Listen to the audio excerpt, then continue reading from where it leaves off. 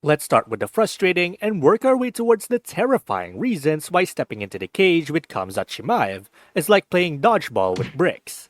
Just don't. Low double leg takedown. Congratulations! You've made it to the octagon with Khamzat Chimaev. Great career move, right? Wrong. The second the bell rings, Khamzat comes flying at you like a caffeinated freight train.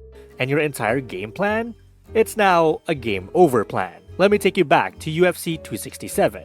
Khamzat versus Li Jingliang. Now, Li's no slouch. He's a seasoned fighter, someone you'd expect to put up a solid defense. But what happens? Khamzat charges in, and before Li can even blink, he's airborne. Yes, airborne. Khamzat's low double leg takedown hits harder than your ex's breakup text. 1 second, Li standing tall, full of confidence. The next, flat on his back, staring at the ceiling like it holds all the answers to life. And Khamzat?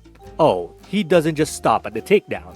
Nope, he drags Li across the octagon like he's trying to redecorate the place. And here's the part that'll really get you. Khamzat starts shouting at Dana White mid-takedown. Like, hey boss, you watching this? Li's probably thinking, forget the fight. Am I even part of this conversation? But let's pause here for a second. Imagine being Li. You've trained for months, you sacrificed pizza nights, and now you're getting treated like a human mop on live TV. All because Khamzat decided gravity was optional. If there was a UFC award for most disrespectful takedown, this would win. Hands down. And let's be real. This isn't just wrestling. This is psychological warfare. Khamzat doesn't just want to beat you. He wants to make you question your career choices. If this takedown had a soundtrack, it'd be the Jaws theme. Because honestly, the moment Khamzat shoots in, you know you're done for. Run until you cry. Alright, let me paint you a picture. Imagine you're running from a grizzly bear. You're sprinting for your life, gasping for air, thinking, if I just keep going, I might survive. Now replace that bear with Khamzat, and congratulations. You've just lived through Gerald Mearshare's nightmare. Except, spoiler alert, you didn't survive. Let's rewind to UFC Fight Night 178. Khamzat enters the cage, looking like he's about to clock in for a day at the office. Gerald Mearshare? Poor guy standing there, probably wondering why he didn't just fake a leg injury and stayed home. The bell rings, and boom. Khamzat's off like someone just told him the first one to land a punch gets free shawarma for life. Mearshare, bless his soul, tries to maintain distance, and he's backing up, circling, running like his life depends on it, which, let's be honest, it does. Meanwhile, Khamzat, calm, calculated, and closing the gap like a lion stalking its prey. Gerald's trying every trick in the book, footwork, angles, even the classic please don't hit me expression. But Khamzat isn't buying any of it. He keeps charging forward, cutting off the cage like he's playing Pac-Man, and Gerald's the last pellet. And then, it happens. A single right hand from Khamzat, and boom!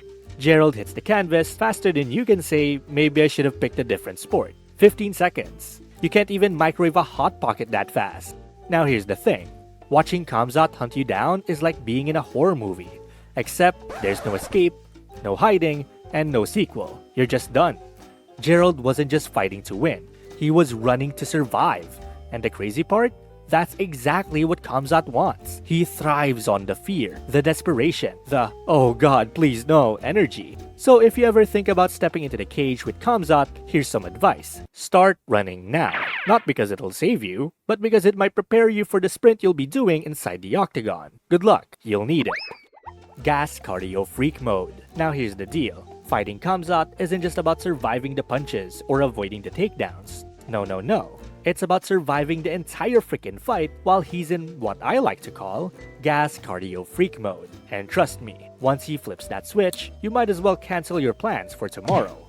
Let's talk about Khamzat versus Gilbert Burns at UFC 273. Now Gilbert is no pushover. This guy's a legit black belt in Brazilian Jiu-Jitsu and has fists that hit like sledgehammers. But when you're up against Khamzat, your skills might as well come with an expiration date. The fight starts, and Khamzat is already moving like he drank a triple espresso backstage. The pace? Relentless. The energy? Unmatched. Gilbert? Probably thinking, wait, is this guy part robot? Round after round, Khamzat keeps pushing forward like the octagon is his personal treadmill. He's throwing bombs, eating shots, and still breathing like he's on a casual jog through the park. Meanwhile, Gilbert is out here looking like he's running on fumes. The man gave it everything. Massive overhands, takedown defenses, and even a few please slow down glances. But Khamzat doesn't care. He keeps the pressure high, the pace insane, and the punishment constant. By the third round, it's clear. Khamzat isn't just fighting Gilbert. He's testing the limits of human endurance. Burns lands a huge right hand, and Khamzat smiles. He smiles, as if to say, "Nice try, bro, but I've got energy for days." You know that one guy at the gym who won't stop doing burpees while you're dying on the treadmill? That's Khamzat, except he's doing burpees while trying to punch you into another dimension. And the craziest part? He won. After 3 grueling rounds of non-stop action, Khamzat's cardio held up like a brand new Tesla on a full charge. Burns, gassed out and beaten, but still standing, which is honestly an achievement in itself. Gas cardio freak mode is scary, but wait till you see how Khamzat's chin eats punches like snacks. Khamzat's chin. So, what happens when you throw your best shot at Khamzat and he just keeps coming? Ask Ikram Aliskerov. Oh wait, you can't. He's probably still wondering how Khamzat managed to walk through his punches like they were gentle pats on the back. Let's go back to their fight at Brave CF 23. Ikram, a dangerous middleweight with serious power, lands a few sharp shots that would make most fighters reconsider their career. One right hand in particular had so much force it could have knocked a chandelier off the ceiling. But Khamzat? He didn't just eat the punch. He swallowed it whole, smiled, and turned the intensity up to 11. Ikram kept swinging, and Khamzat kept walking forward. At one point, it felt like Ikram was throwing hands out of pure desperation, hoping something, anything would slow him down. But nope, Khamzat's chin is built like a fortress, and Ikram's punches were like rocks bouncing off a tank. The pressure eventually broke Ikram, and Khamzat ended it in true Chimaev fashion, with a thunderous right hand that left Ikram flatlined and Khamzat roaring like a Viking warrior. Here's the thing. Most fighters rely on their chin to survive bad moments. Khamzat, he uses it to demoralize his opponents. Every punch he eats is like a message. You can't hurt me, but I can destroy you. It's one thing to fight someone with an unbreakable chin, but what if they've already beaten you before the fight even starts? Trust me, Khamzat doesn't just win battles, he conquers minds. He's already won. Alright, let's talk about Rhys McKee, a talented fighter who walked into the octagon at UFC Fight Night 174, full of hope and ambition. Unfortunately for Rhys, Khamzat was also in the octagon, and by the time the cage door closed, that hope and ambition was already packing their bags. The bell rings, and Khamzat charges forward like someone just yelled free food.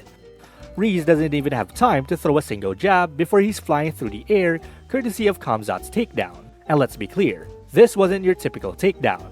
No, this was the kind of takedown that makes you rethink your life choices. Khamzat scooped him up like he was a toddler being put to bed, and slammed him down like the octagon owed him rent money. Once they hit the mat, it was over. Not technically because the fight was still going, but metaphorically, Rhys was already done. Khamzat didn't just control him, he owned him. Every escape attempt, shut down. Every defensive move, countered.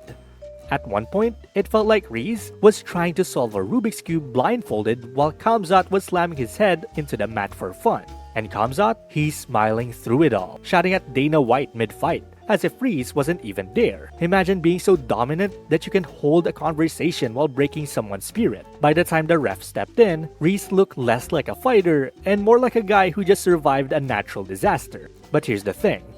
Rhys didn't lose in the octagon. He lost the moment he saw Khamzat across from him with that look that says, "I don't need to beat you, I've already won." Still, if you thought this was Khamzat at his scariest, think again.